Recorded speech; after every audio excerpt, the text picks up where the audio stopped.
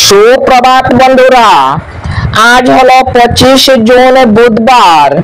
আজকের সকালের বিশেষ বিশেষ খবরগুলি হলো লামডিং বদরপুর রেল সংযোগ দ্রুত পুনরুদ্ধারের লক্ষ্যে যুদ্ধকালীন তৎপরতায় চলছে কাজ। বিস্তারিত থাকবে প্রতিবেদনে। দুই পুলিশ কর্মীকে শেষ শ্রদ্ধা শিলচর কাছাড় পুলিশের। পরিস্থিতি খতিয়ে দেখতে দ্বিতীয়বারের ধুবড়ীতে মুখ্যমন্ত্রী হিমন্ত বিশ্ব শর্মা। শহরের কাছে হচ্ছে সেনা ছাউনি। বোমা ফেলতে ইসরায়েলকে নিষেধ করলেন ট্রাম্প। এবং শিলচরে গাঁজা উদ্ধার, বাজেয়াপ্ত দুটি বাহন, গ্রেফতার 3 পাচারকারী। তাহলে বিস্তারিত খবরে যাওয়ার আগে অবশ্যই ভিডিওতে একটি লাইক দিয়ে চ্যানেলটি সাবস্ক্রাইব করুন এবং ফেসবুক পেজটি ফলো করে ভিডিওটি শেয়ার করুন। এবার শুনুন বিস্তারিত খবর। প্রথম খবর, লামডিং বদরপুর রেল সংযোগে দ্রুত পুনরুদ্ধারের লক্ষ্যে যুদ্ধকালীন তৎপরতায় চলছে কাজ। সম্প্রতি ভূমিধসের ফলে লামডিং বদরপুর হিল সেকশনে ট্রেন চলাচল ব্যাহত হওয়ার পরিপ্রেক্ষিতে রেলওয়ে এবং রাজ্য কর্তৃপক্ষ দ্রুত পুনরুদ্ধারের জন্য নিরন্তর প্রচেষ্টা চালিয়ে যাচ্ছে।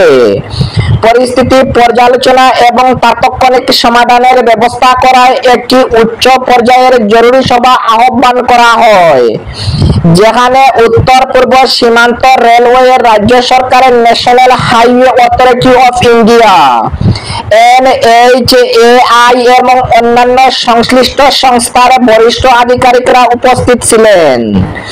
যাত্রী এবং রেলওয়ে সম্পদের সুরক্ষা নিশ্চিত করার জন্য ট্রেন চলাচল স্থগিত রাখা অতি জরুরি ছিল।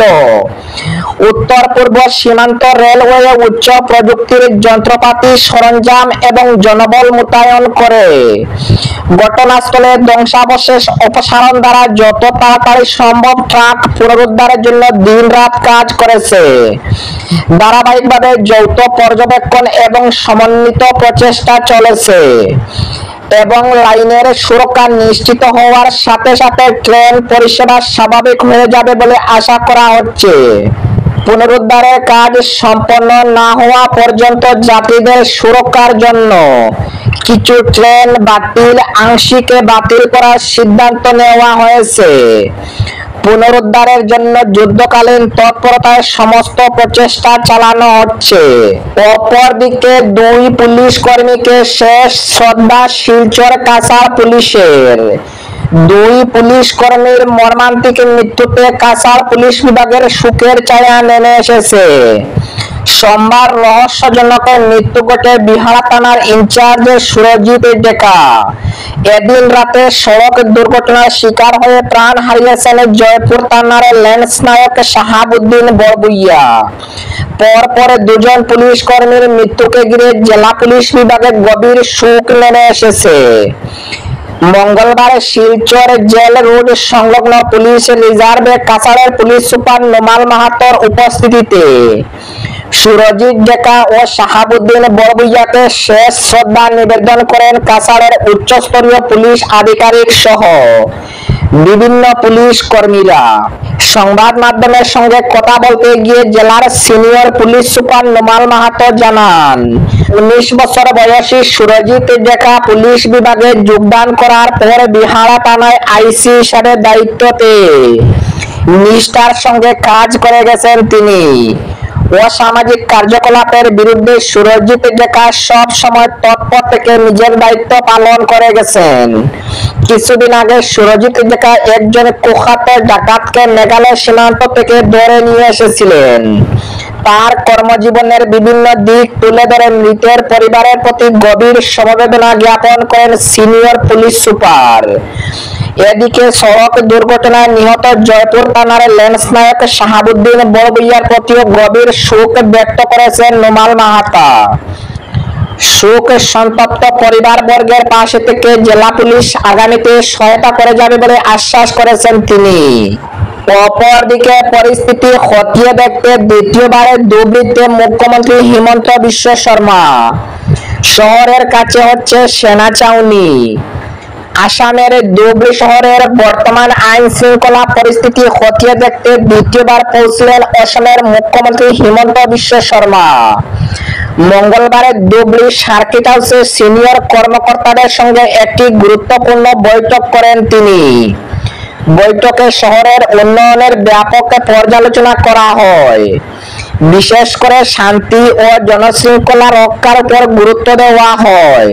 উল্লেখযোগ্যভাবে শহরের ৩ নম্বর ওয়ার্ডের হনুমান মন্দিরের সামনে থেকে গোমাংস উদ্ধার করা হয়, যা স্থানীয়ভাবে এলাকায় উল্লেখযোগ্য উত্তেজনা ও বিশৃঙ্খলার সৃষ্টি করে। এই প্রেক্ষাপটে মুখ্যমন্ত্রী ১৩ জুন ধুবড়ী সফর করেন পরিস্থিতির পর্যালোচনা এবং আইন প্রয়োগের প্রতিক্রিয়া মূল্যায়নের জন্য। পর্যালোচনা বৈঠকের পর মুখ্যমন্ত্রী হিমন্ত বিশ্ব শর্মা সার্কিট হাউসে সাংবাদিক সম্মেলন করেন। অসমে ৬৬-টির বেশি মৌলবাদী সংগঠনে সক্রিয় রয়েছে। তারা বিভিন্ন সময়ে অসমে অশান্তির সৃষ্টি করার চেষ্টা চালিয়ে যাচ্ছে, আর বিভিন্ন সময়ে মৌলবাদী সংগঠনের সদস্যরা ধরাও পড়েছে। গ্রেফতারকৃতদের তথ্যের ভিত্তিতে শতাধিক আন্ডারগ্রাউন্ড হিসাবে কাজ করেছে।